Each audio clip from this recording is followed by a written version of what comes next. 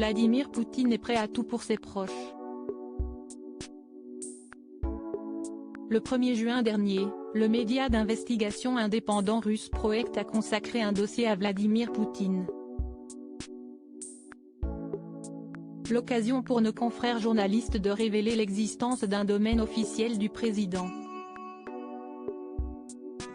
L'ex-femme de l'homme d'État, Lyudmila Poutina, et leur fille, Katerina Tikhonova et Maria Vorontsova, seraient logées dans les nombreuses villas de luxe qui ont été construites dans la ville, à l'image d'un véritable village du tsar.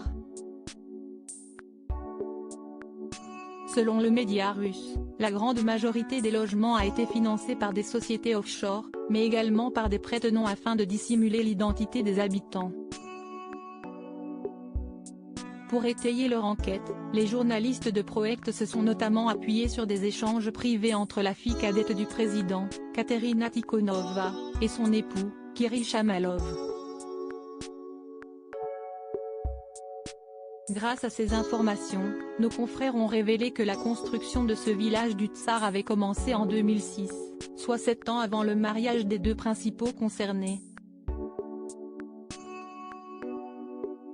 Les terres adjacentes à la résidence ont été simultanément achetées par des sociétés étrangères, a ainsi indiqué le média russe. En parallèle, 2 villas ont été achetées par l'entreprise chypriote Ermira, qui a notamment été qualifiée de portefeuille du président par Proekt. Mais ce n'est pas tout. 2 autres demeures, qui ont été acquises par une société offshore panaméenne, ont été enregistrées au nom de Kirill Shamalov quelques jours avant son mariage avec Katerina Tikhonova. Vladimir Poutine a 70 ans, retour sur son évolution physique en imagé Vladimir Poutine, le village du tsar attaqué par des drones? Malgré les efforts du président de la Fédération russe pour préserver l'identité de ses proches et leur localisation, le village du tsar pourrait avoir été découvert par des opposants. À en croire les révélations de Proekt, plusieurs attaques de drones ont eu lieu aux abords de l'autoroute de Rublevka, qui est également très proche de la résidence officielle de Vladimir Poutine, mais aussi des villas de ses proches.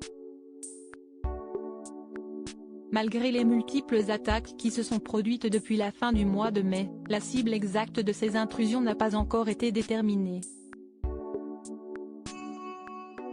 Article écrit en collaboration avec 6 médias. Crédit photo, Itartas.